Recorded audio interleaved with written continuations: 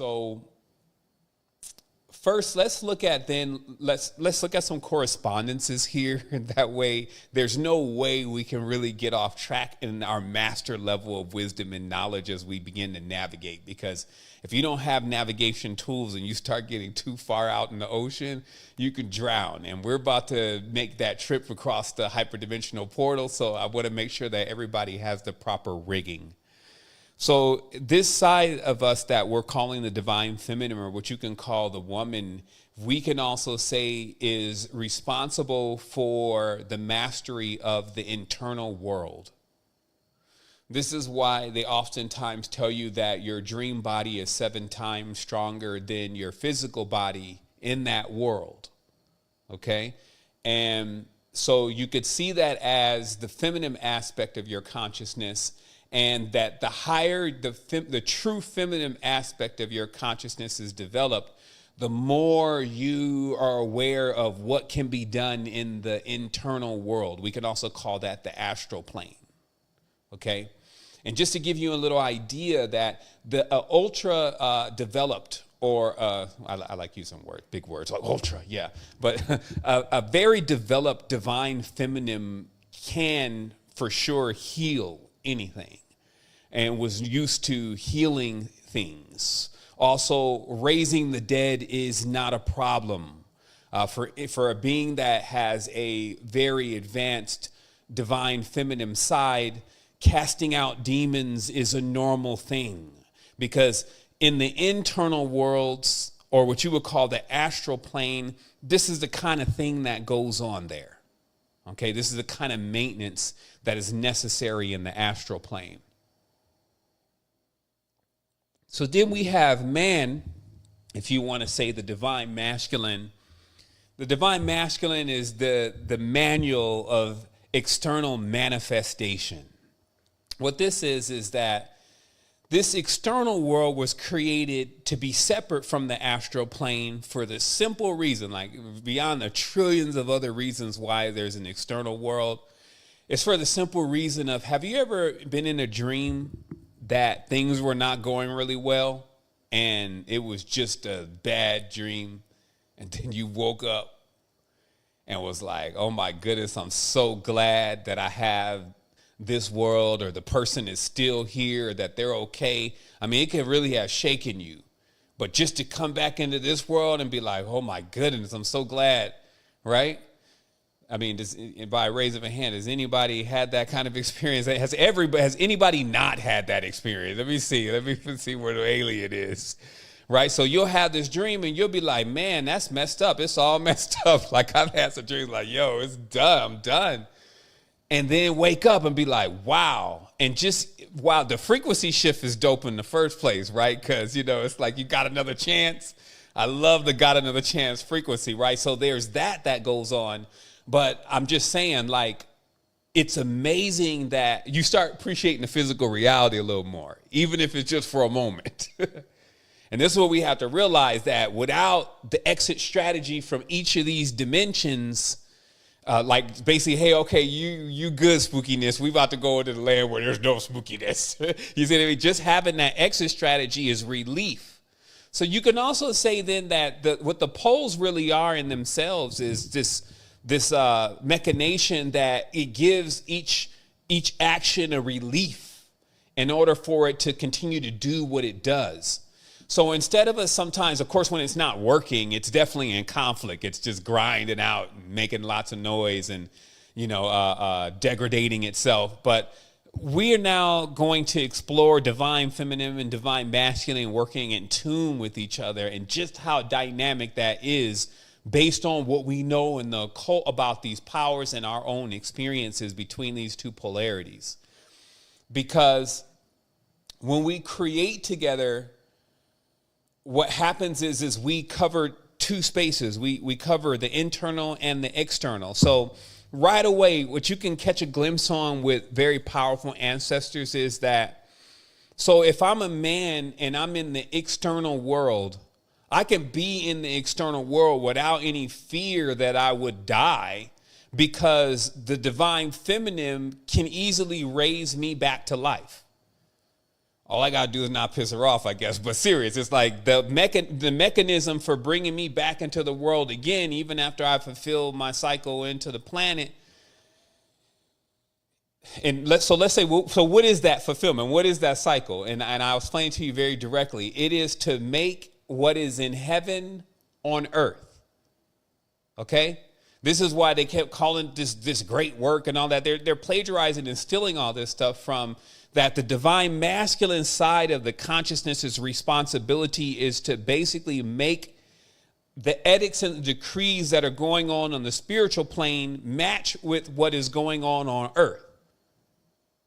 And because in the spiritual plane, again, you're dealing with geometry, you're dealing with temples, you're dealing with vibrations and frequencies, right? Well, you're dealing with light, geometry, vibrations, and frequencies. And so the divine masculine is responsible for then coming and constructing the physical objects that basically resonate and allow that space to become here. And that's why there's a continuum. That's why you can get from your dream or the astral plane back into the physical world. So as you see these two complementing each other, one is, again, building and maintaining a replica of the immortal state. And then one is granting the ability to keep a gateway open where this infinite work can continue. And this is probably the foundation to even much more advanced spiritual technology. Meaning this may be just the ground floor, that we need to have that infinity generator before we can begin to make even more massive plans, especially if it involves creating many mansions, meaning many celestial bodies, many souls that are intertwined and in unity, that are all connected but separate. Because another notion that I notice is a little off is that, there's a fine line between understanding how everything is connected, even on the astral plane. Because physical plane or astral plane or not, things are connected whether you want them to be or not. But in many ways, things have also their individual identities and are embedded within the fabric of that. So it's like we have like doublespeak in English where we say, well, we're a part of that. We are that. But yet you could be on the astral plane and see another energy that is operating just like on the physical plane, where you'll see another person operating, and it's kind of like they're operating independent to you. They have their own story, etc. So, we're unified and we're all connected, but we also have parts of us that make us very different. And, when does that end? Some say as you go further and further out, it gets less, or it gets less and less and less. I do believe that. But let's just say the astral plane as it is also filled with multiple things that are in themselves unique. So I think we should make sure that we clarify that about the astral plane and the spiritual world before, as we go further. So next, I agreed to walk slowly into this today. So I have some notes here, and my notes say, so the goal here is obviously to achieve the balance within, right? And without. And I found that word to be kind of interesting, or wording that way, like the balance within and without. And then it's like, well, wait a minute, without, that kind of means that you have nothing. And I was like, exactly. To be able to operate in balance without no incentives to do so is where you're trying to get to. It's like we keep sometimes needing this carrot in front of a rabbit, or which sometimes is crazy situations. You may eat a better diet, lose a few pounds because you want to be with somebody and you feel like that maybe you need to do that to get with them. We may do things for so many different reasons, but a big key to the check and balance with yourself to know, if you're starting to really check all the boxes with yourself, is to basically see, are you able to begin to achieve balance without really anything? No real reason per se of why you should do it. And I'm wording it this way because it's really important for you to understand that how you even are in a human body and perceptive of this reality right now is some very serious stuff. I always, when I get in this conversation, I wish I could do the best to articulate to you how serious this is. I don't want to spook you out or anything, but I really want you to understand tonight that this is really, it's like we're just waking up. And what we're waking up to is, it's great that we have guides and we have guards, but also a lot is still happening to us even with those guides and those guards. And it's very imperative for us to wake up and to realize the seriousness of what is going on. But you've also got to realize that, see, the astral plane is a very serious place. You feel it in the very fabric of the reality. So that's like when you go on journeys, you feel like you're in a very serious space versus the planet is very not serious. It's almost like it's the opposite. And that's a part of why it's a replica. It's not like the original. So sometimes you'd be like, okay, well, I don't have to take this serious because at the end of the day, it's not really the real one. You see what I mean? But we need that break, though. I'm telling you, being in the serious, as I say, the spooky zone all the time, you know, you just have to be like weathered to be there. Maybe our ancestors just know how to be there because they've been there so long and there was nothing else for them. But us, it's like for us to be in that space even for too long actually starts to mess with our minds. And I mentioned that the last build, that too much of peering into the mind of God will drive anyone insane. Someone who knows everything for too long doesn't really remain stable too long on earth planes. So there's a balance that needs to happen is what I'm saying. And we can also see that the divine feminine and the divine masculine forces, when they're not in balance, they wreak havoc and destruction on everything. And so now we have this opportunity to actually really dial in and get these poles in balance within us, to see the inner mother and see the inner father, and seeing the power of being able to not only have external realities, but to be able to reincarnate infinitely, to never get sick. Possession is more of like a weathering in time, to be honest. It's like when you're really tired and you're really weak and you're really sick, it's like other life forms will attempt to try to live off you or try to consume you. It's just a product of the realities that we're in. So being able to have a healing component and a regenerative component that keeps you strong through all this process and shields you and guards you like your immunity, right? Because see, a lot of this, you know, I'm not a big proponent of the whole protection thing the way most people see it, and wearing charms and jujus and praying and other things. You know, I see it as clearly as astral hygiene and hanging out with the noble elements and crystals and things that carry a high vibration, because there's no energies that can actually assail you unless you actually have resonant frequencies of those kind of energies inside of your being and inside of your consciousness or inside of your space and your environment. And so to rid yourself of anything that you don't want to resonate with, you only need to rid it from your environment and remove it. And so in that way, you're the alchemist. So you have the opportunity to actually adjust your vibrations and your frequencies with these elements, but realize that these elements, that it is the wildest thing to try to balance them in a physical reality on a daily basis: fire, earth, wind, and water, and your own calibration. So we already talked also about earth, that water is such a big dynamic here on earth. It is more effective than most of the elements because of just that, if you want to say imbalance, just that imbalance alone. So you have to really be tuned into what are the imbalances of water, because most people are going to be dealing with them in the first place before you can even start addressing the other elementals. So I want to start off here, though I haven't got started yet. I wanted to start off here by mentioning that I've come to discover completely that term, the chosen, comes directly from something very specific. Okay, so there's this idea that there's these chosen people and all this.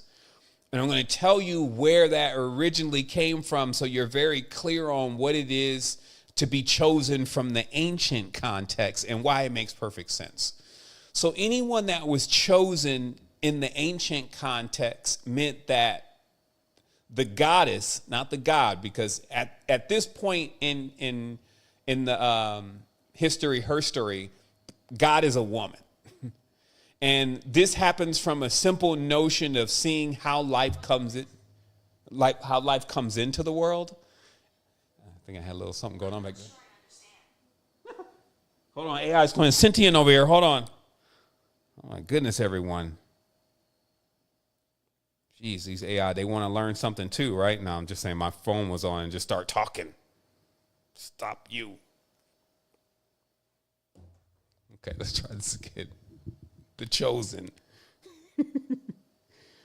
What is the chosen? Where did the concept come from? The chosen comes from the person, or the person specifically, that the goddess starts speaking through.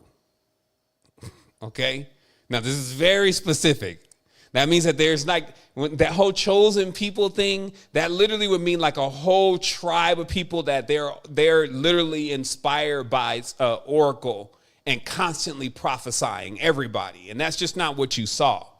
You saw generally one person or a group of people who had the power. And then what everybody else was relying on them for is basically to know the future. It was that simple.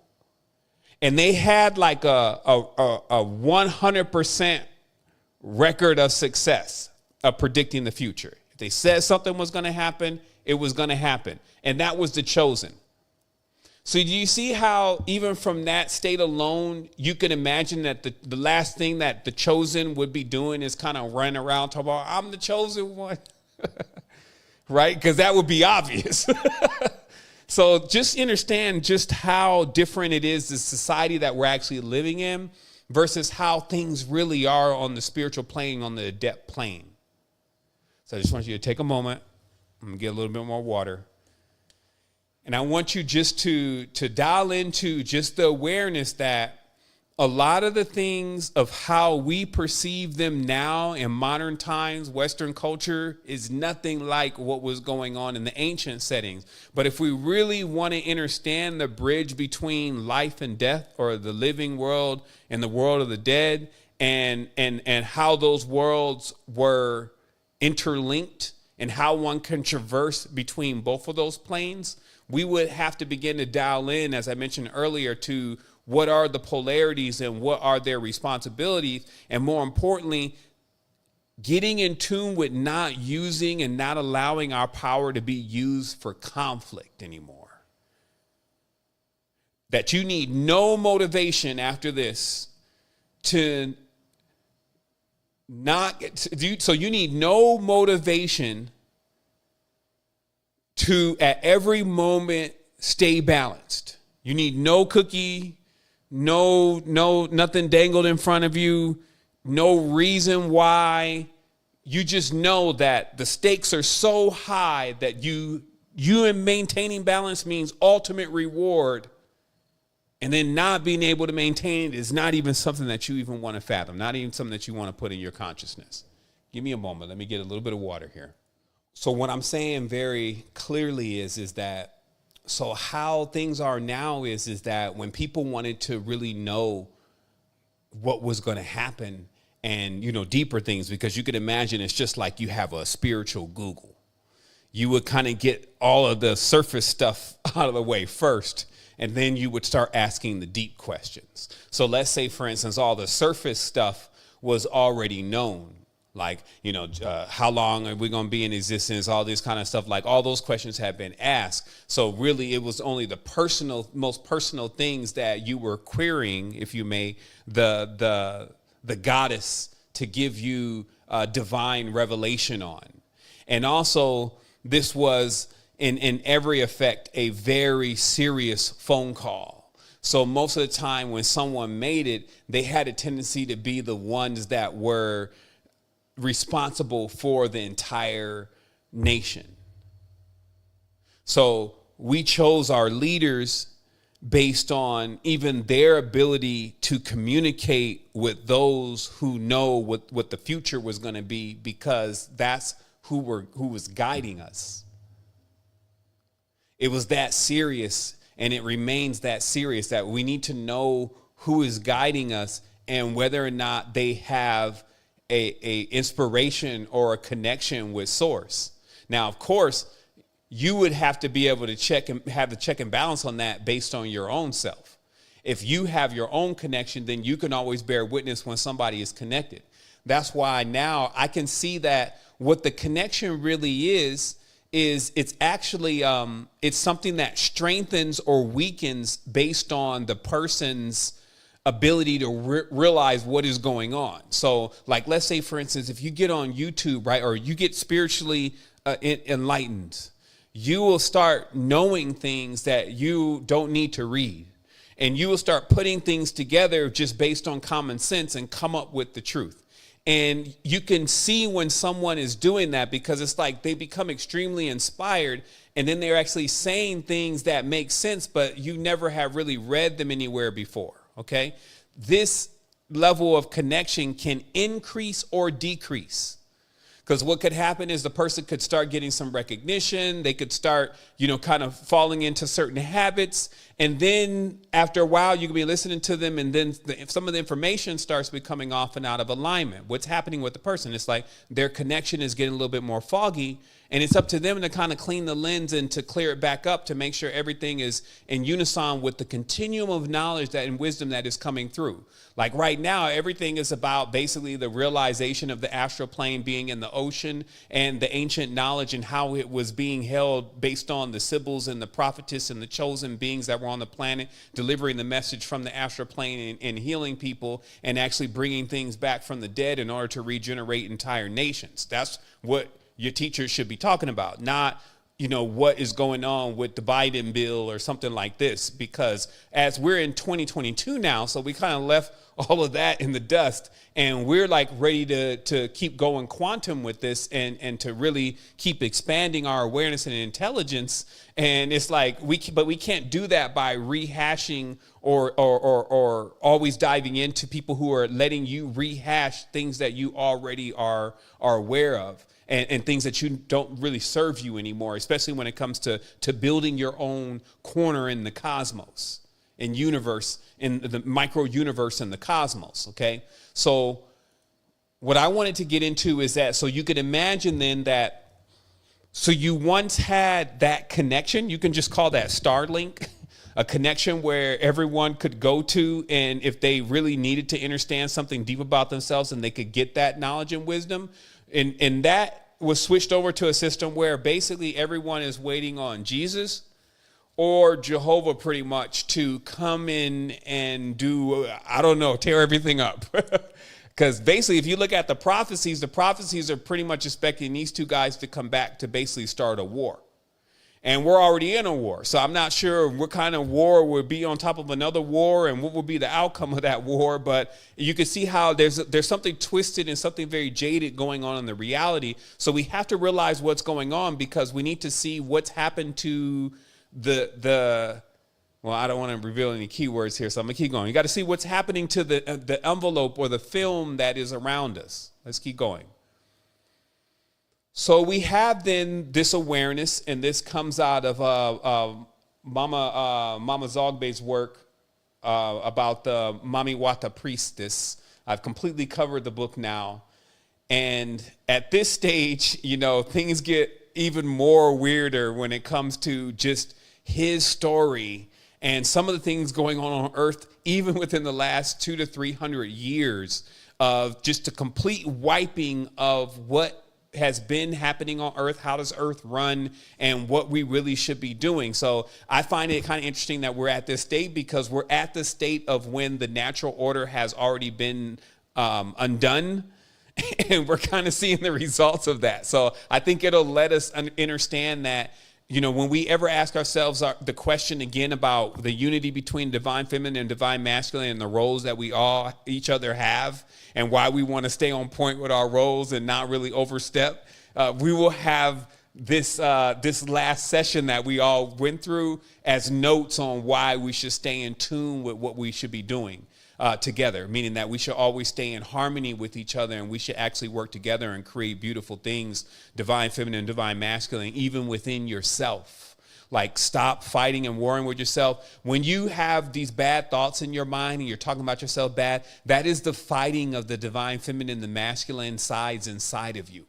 Okay, so just in case you want to do that internal work, and then externally, you know, if you're in a relationship, you know, this person's been with you for a while and you're still fighting and beefing with them, like, man, trust me, if you out here by yourself, it's going to get a lot more tougher. It's tough out here. If you got anybody in your corner, y'all need to just have a sit down and be like, look, I can't fight you internally and have a war going on outside. Generally, you want wholeness throughout the land, but let's say as a standard, when we're fighting externally, you need to make sure that you're at wholeness inside. Because sometimes we be fighting internally, but the land be in peace, right? Like we haven't had, well, I guess we always having a war. We had 1 year without international war because we was having a civil war. But what I'm saying, there's always a war going on outside. So if you're warring also in your own house, and then you're warring in your own mind, where are you supposed to be getting any rest? Where are you supposed to regenerate? Where are you supposed to recharge? Because it's like, if it's a war all the time, this would be like you always walking around in your samurai gear. How do you use the bathroom with that thing on? It's just you never get an opportunity to actually to regenerate, basically, because you're always at war. So this is the kind of terms we need to really be waking people up around. It's like, look, man, I'm tired of this kind of arguing and confusion and all this. This is done. Like, this is big shit. We about to lose our souls. You got to start levying a look. If they leave because you crazy, great. It's like, look, we about to lose our souls. We keep on arguing this shit like we already have too many things trying to war with us. And now we're going to war in the house? So, and then also in your mind, I can't take any more abuse from my mind right now telling me about who I am and where everybody else wants. Get off my back already. I mean, come on. You see, so let's go through the deep knowledge. So Vatican. Watch this. Let me just, so we're clarifying this here on why this is here. Because this was, to me, it blew me because I was like, I was deep in conspiracy. So I'm like, shit, that's exactly what I'm talking about. But I didn't know what I was talking about. So that doesn't help.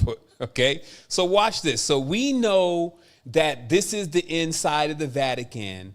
And we know that this looks like a snake, right? And we know that, and they know that. But what doesn't make sense right away is, as a Catholic, though, I think this would be a little overboard for me. If I was a Catholic, I'd be like, so you guys haven't really explained the serpent thing in Catholicism, except for the serpent being the bad guy. So why do you guys have a building that is shaped like a serpent? I'm not being a Catholic anymore. And just for the sheer fact that we're not in a reality that does that, lets you know something's up.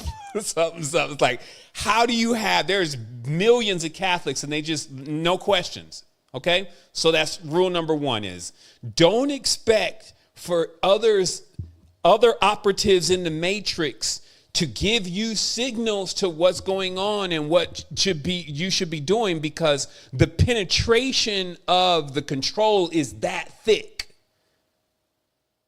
If the dictionary, as I said, it's not a racial thing, but if the dictionary says black means white, but everybody thinks black is the dark color, time out. But the dictionary says blanco means this. So it's like, okay, how do we all just not come in agreement? So that's the first sign to you about like the zombieism and that kind of thing. That's the first sign to you, is that even the most obvious, most common sense things just blow by them. So also you can kind of gauge how many other things have people really been blowing by. And then right after a while, that's why I say, don't listen to people really. If they saying something about you They don't even know about all this stuff, so they're not on point. So why should you be listening to them? That's just from me to you, because you'll go through that process where you'll start really caring what other people say about you. As long as you're in tune and you're on point, stay the course and don't let their noise and all that actually affect what's going on with you, because they're not catching the obvious. So the reason why this is like this, because this is also to prove to us that someone has taken something that they definitely don't know how to operate. And this is because the Vatican is coming from the word vatis, which means a diviner, the vatis, right? It means a diviner. And then can, which we went through over the last few strongs, means serpent. So we know that the Vatican as a word means the divining serpent. And according to Mama Zogby, she says that underneath the Vatican, or the Vatican is built on top of the ancient mounds where the Sibyl priestesses were originally conducting their oracular displays. So when people wanted to know what was going on, they would go to the oracle, just like in the Matrix. And in the oracle, who was a divining serpent, okay? And this is they need to be very clear here, because we need to be very clear, and we've gone over all this. Why does a serpent seem to have the ability, even from a symbolism level, to know everything that's going on or to tell the future? For the most basic level, it is because the serpents do not have ears. So they use their entire body as an ear, and they pick up all of the vibrations, especially on the astral plane, because they're naturally tuned into the astral plane. So even when an earthquake's going to happen 200 years from now, the serpent can feel it now, because all of those things are just vibrations or energies or frequencies. Actions are vibrations, energies, and frequencies. So the chosen ones were tapping into that vibration and frequency. This also can be seen as in the biblical tradition as Moses, because Moses was the one that was talking to God. But Moses is MSS, which basically means the muses.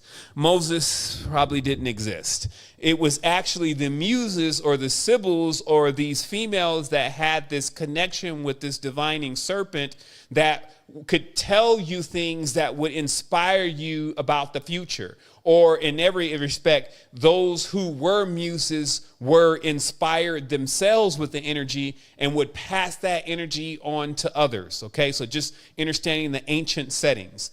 And this is also why the Vatican, once they usurped the matriarch, they still continue to issue canons. Because if you start investigating this word can, and this is what I taught you how to do with the code to the matrix, to take certain words and let the word tell you completely the story, and then get done with the story before you move on to something else. So let's say, for instance, this word can, which we know means serpent.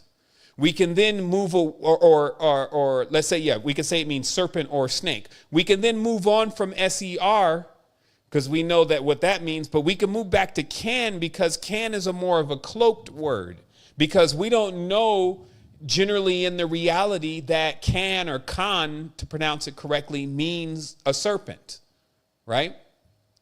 And also society is not forthcoming at telling you either, especially in the dictionary, because if we look up here, just very briefly, I'll show my notes.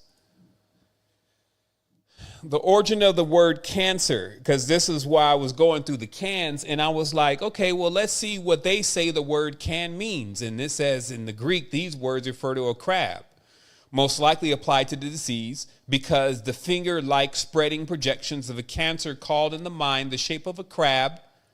The Roman physician Celsus later translated the Greek term into cancer, the Latin word for crab.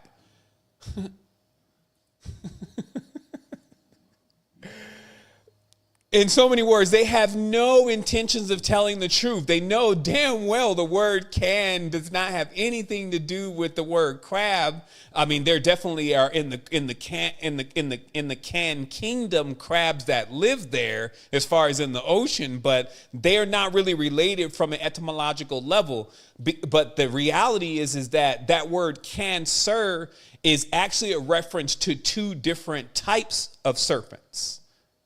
So let's go through really briefly the word can to really see what it's saying about the reality. So we have candy. So we begin with candy, Cain, and Canaan. Now, interesting, I put candy, Cain together and didn't even notice that they actually are two words that go together, right? But more importantly, Canaan begins with can, and we saw Canaan as canines for a while, that there were dog-faced people even coming from Canaan, but there was a misconception there because we need to understand that that's what it is with dogs, is that dogs, along with human beings, along with anything else that has that spine, is all being constructed from, originally the composite is a serpent. So even dogs are a certain type of serpent. So we go further and we start realizing as it starts taking you into the reality of what the reality is. It's a canopy, okay? So we take this word canopy and we hearken to these pictures where you see this hooded cobra hanging over Krishna or hanging over some of the gods and the goddesses, right? Like it's a canopy that's covering them, okay? Watch what it's saying. Then we also have this canoe, right? So this canoe, when you're sitting in this canoe is basically like covering you, like a canoofis. Also, when you're in a canyon, you're in you're in a canyon. It's a gulch, basically. You're in there and it's around you. Or a canister, where basically this is a container that holds things inside of it. Or the most popular use of the word can, which is a thing that's holding something inside of it, like fruit, peaches.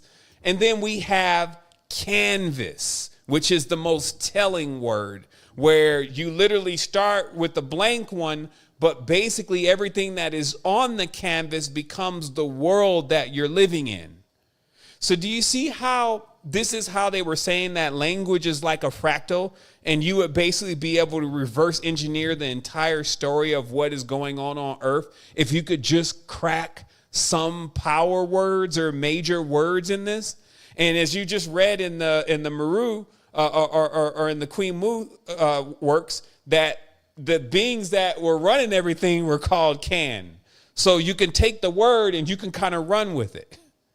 And then now let's look into the reality and say, could basically what we're actually in be a larger spirit? Because at the end of the day, it's easier to see it not just as a serpent, like we see a serpent running around in the reality, but actually the notion of a spirit itself, a large spirit, that as we realize that the word dharma and dream were connected, and that the skin on the skin on us correspond to a serpent, that basically what you would be in is almost like a holographic projector, but an organic one, that the skin on the serpent itself is like a liquid crystal display with the canvas of the reality and all of that all weaved into it in a three-dimensional way. Where, as Jeanette mentioned today, and I agree, there are portals all through it, some larger, some smaller, where consciousness, energies, and all types of things, they're constantly interweaving and exiting it. And all this is going on around you. And because there's a disconnection between your internal masculine and feminine, it's you lack the ability to kind of merge the picture. so that way you can kind of see the true picture. You kind of are seeing like the double, right? And then when you merge them together, you start seeing how things are connected. So I want to talk about a few things that I have discovered in these works and how I feel like that's affecting the reality right now. And then I want to open it up for, there's some questions that I know that some have, and I encourage you tonight to, to ask your questions that are specific to these deep levels of knowledge, because, it's so vast, but it's also very simple in certain ways. And it's good to kind of understand where you can get started. Where did things go into misalignment is when you get overstepping, meaning that when the woman or the divine feminine wants to do what the divine masculine wants to do internally, and the divine masculine wants to do what the divine feminine wants to do internally, and it's almost like when they overstep their boundaries, neither one of them do the other one very well. So it's really best for them both to do what they do well. And that's why they say you should know yourself. Because when you know yourself, you don't try to do things that you don't do very well. You let other people do that. And it's so important to kind of see that what's happened to us in this reality is we as a collective have basically become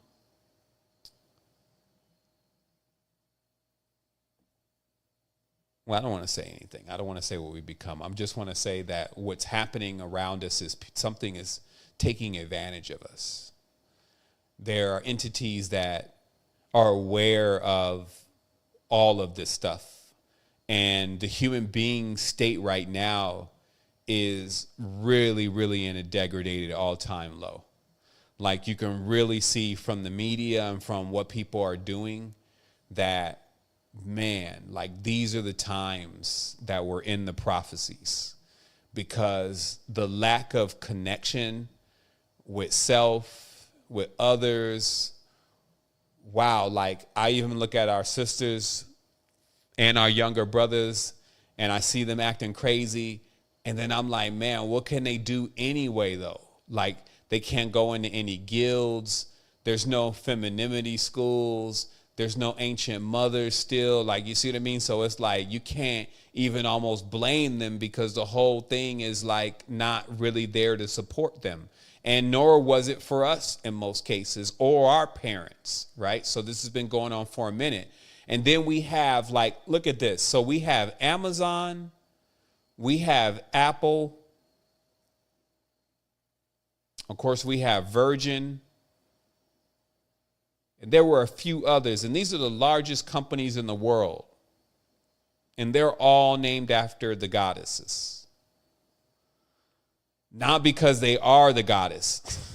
Like I had got a notification on YouTube and I tuned in and this lady was like, every time you're buying something from Amazon or you're buying something from Apple or you're buying something from Starbucks or you're buying something from Virgin Airlines, you're supporting the goddess and you don't even know it. And I'm like, oblivion approaches. Like, how do you get that? And this is exactly why the whole teaching thing is an ordainment thing. I've even personally been stepping back and making sure that I'm supposed to be delivering the message. Even now, like we're having so much in this already, I'm like, is this what I'm supposed to be doing? And am I ordained to do this? Because I don't really want to get into the path of error. Because especially from what I'm seeing in my dream world, I'm seeing that, first of all, like technology. Okay, so let me give some insight on what my experience has been like. So this image, right, is generated from what they say is AI. Okay, because we have this AI that has this massive data set and we're allowed to ask it to draw things. But actually, this is not AI. This is everybody's brain that is in the data set collaborating together to give a picture of whatever it is that you're telling it. Okay? So, because there's this thing with people, and you notice it every time. I had the problem too, that every time something comes out, it's the devil. It's just like, I guess we got that from church or something, but everything that is cryptocurrency, it's the devil. This is the devil. This is the devil. And that becomes like the default way of just like, I don't have to learn about it. I don't need to know about it. But the reality is that the reality has never went backwards. It has always kept going forward. This means that stuff be dropping and coming out, and we just think that it's going to go away and that it's not good.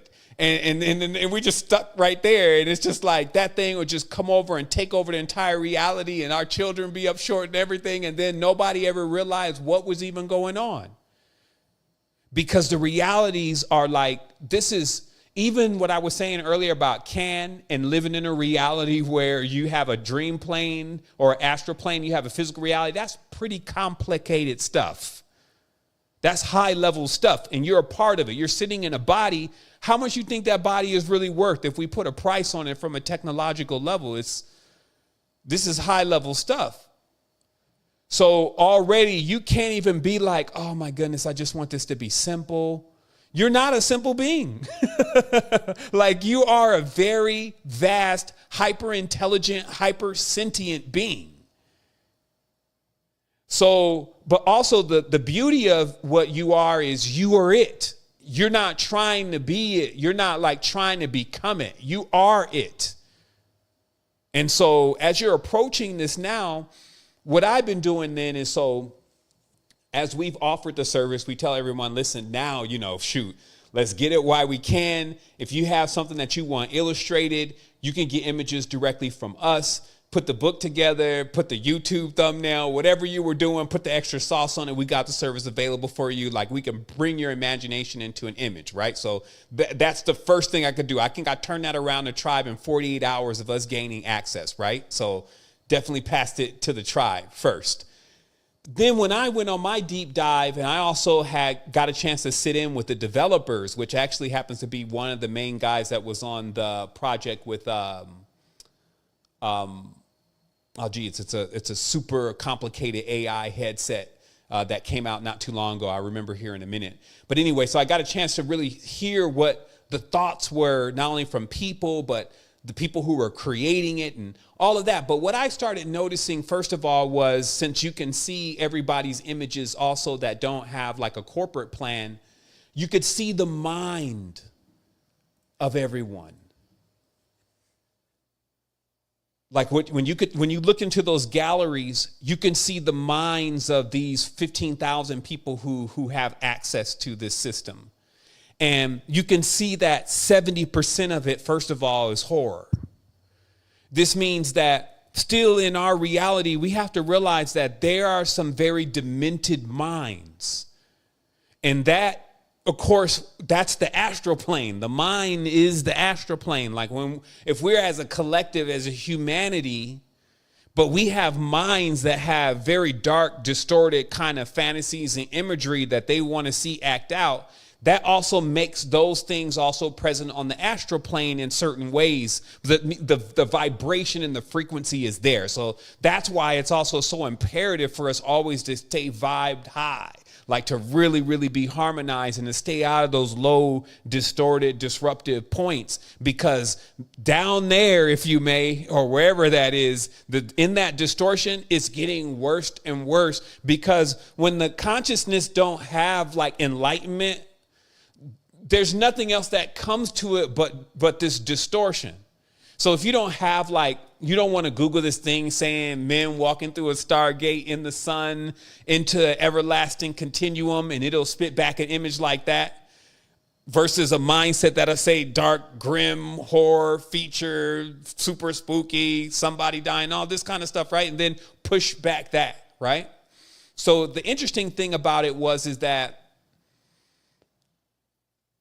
in looking at a lot of spiritual works, because I had to study a lot of different works to kind of understand what was going on in the occult. And at times when I would be reading certain stuff or even seeing certain images, I had to gain a thicker skin for kind of just going through that.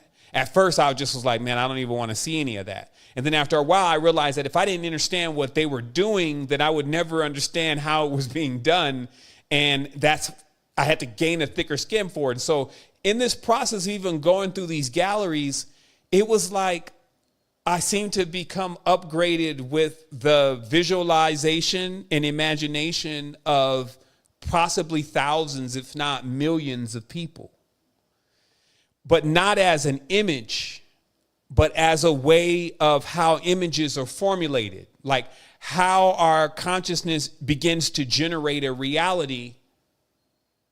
And I would just say that it took me to a whole nother level. Like even nothing has really been the same for me since, of just maybe a few days of immersion of seeing the minds of hundreds of thousands of beings and understanding like where we're all at. And that's when things started getting very serious for me even more, because I realized that it was like, I'm just trying to articulate this. It was like an upgrade that lets you really see, hey, you're in something that is super, super deep. Like you're into something that, just you even being here and, it just the basic stuff would just be blowing your mind. Like, hey, do you know that you being able to dream and go into the dream world, do you know that the dream world, that some of those people that you're seeing in the dream world are actually really operatives in the dream world?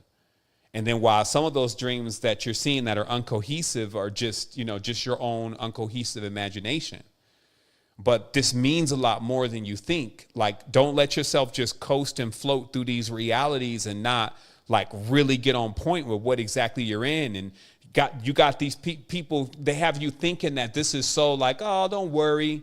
You're not even thinking about your death sometimes. You're not even thinking about your family. Like I said, we're arguing and bickering with each other. Male and females are fighting all the time. And it's like, do you understand what's really creating and causing that and why? And that may be hijacking your entire reality. You see what I mean? Like, the world right now is dealing with a reality hijack. Most people would not want to be living like they're living and doing the things that they're doing now. They're pretending like they're having fun, but they're actually really in pain. They don't have control over their consciousness. And then all of that is just kind of going along like, all right, don't worry about it. We're just going to go to tomorrow. And the days keep passing and we're getting what we think is older. And then you see what I mean? So hold on, time out. Something's going on. And that's why I was saying that now when we see these maxims and these truths, we have to make sure that we're, as human beings, that we also are in tune with the divine feminine. This is a divine feminine message tonight about, just understanding that to be what you would call chosen just means that you have a connection with the divine feminine.